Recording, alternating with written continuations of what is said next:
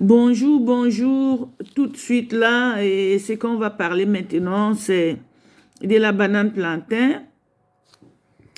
Euh, on va parler de ses enjeux commerciaux, de la question sous-régionale, un potentiel remarquable. Et on va commencer. Dans la zone humide de l'Afrique centrale et occidentale, la banane et particulièrement la banane plantain constitue de véritables piliers en termes de production agricole et de sécurité alimentaire. Que la banane plantain soit destinée à l'autoconsommation, aux marchés locaux et régionaux, aux marchés urbains, voire à l'export. Les enjeux économiques et sociaux liés à son amélioration sont considérables. En effet, sa consommation permet de limiter les importations de produits de substitution comme les brisures de riz, la farine de froment de base de mauvaise qualité parfois, tout en générant des emplois ruraux liés à la production, à la transformation par les PME, artisanales aussi, parce qu'on arrive souvent à faire les chips et on produit ça de façon artisanale et ça passe. Et ça commence même à avoir même une bonne base pour la production de chips parce que quand on voit d'autres pays qui produisent la banane plantain, ils font des chips et de façon semi-industrielle. C'est ça le mot, semi-industriel. Et à la consommation et à la commercialisation. Elle contribue ainsi à la sécurité et à la souveraineté alimentaire des pays concernés. Et même des pays qui ne produisent pas le plantain en consomment, puisque ici en Europe, on voit les chips de banane plantain, je vous assure, ça passe beaucoup. Et pourquoi? Parce que c'est des trucs de grignotage. C'est pas tout le temps qu'on a envie de manger, mais on peut avoir envie de grignoter quelque chose avec des amis autour d'un pot et ainsi de suite. La production bananière de l'Afrique occidentale et centrale est globalement estimée en 2004 à 11 millions de tonnes par an, dont environ 8 millions de tonnes de plantain représentant plus de 45% de la production mondiale. Donc 45% de la production mondiale. Ça montre comment on met une base solide pour la production de la banane plantain. Et c'est par Fruit Top a fait des efforts pour amener les gens à cultiver la banane et à faire la publicité et qu'est-ce que je veux dire? Et à apporter les éléments pour aider les gens à se familiariser avec ce travail et de la bonne façon. La banane plantain est un aliment de choix dans plusieurs pays comme l'indiquent les taux élevés de consommation par personne observés, par exemple au Cameroun. Au Cameroun, il y a 120, chaque personne par an consomme en 2004 126 kg de bananes plantain par an. Et au Gabon, 159 kg par personne par an. Ça, c'est la FAO qui a publié ça.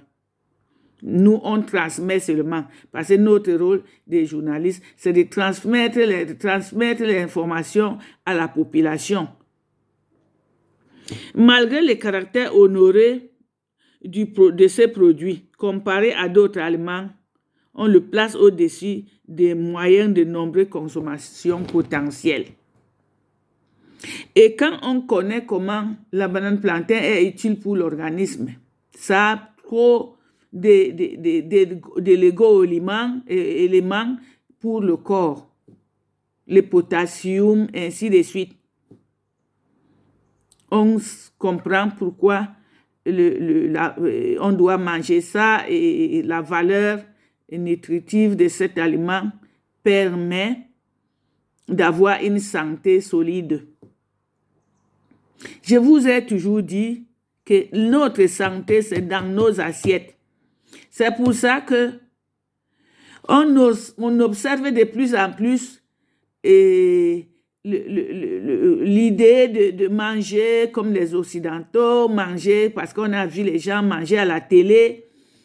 Je vous assure, quand vous voyez dans les films, on mange les macaronis ou bien les spaghettis. C'est une publicité pour vous amener à consommer ces choses-là. Mais c'est des produits très transformés. Est-ce que les gens ont pris la peine d'analyser que ces produits-là ont quelque chose même pour donner à l'organisme? Est-ce que les riz qui entrent en Afrique, qui vient de la Chine, est-ce qu'on l'a analysé? Mais il y a toujours des rumeurs qui disent que ces produits-là ne sont pas bons.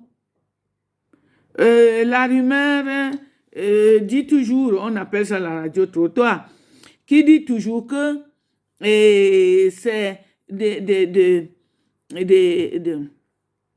qu'est-ce que je vais dire? Cette plastique mélangée avec les pommes de terre.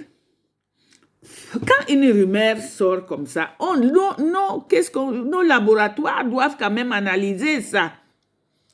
Parce que ici en Europe, on ne laisse pas les choses au hasard.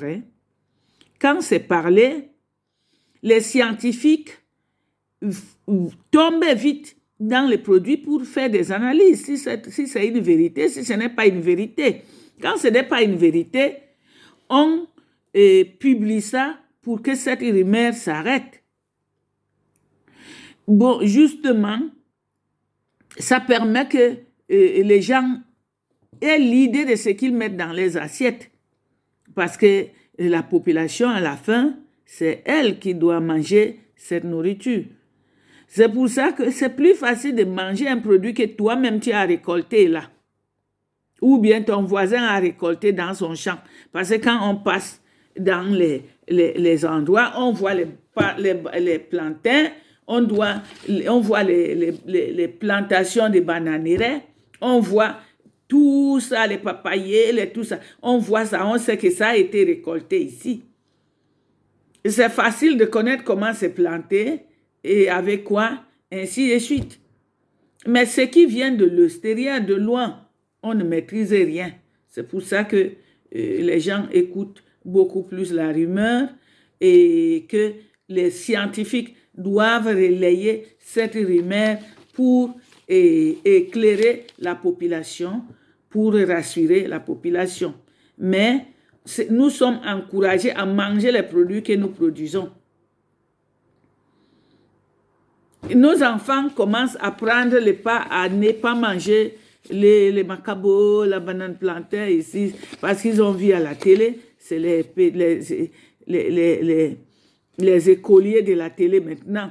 Ils ont vu qu'on mange les riz, qu'on mange les spaghettis, ainsi de suite.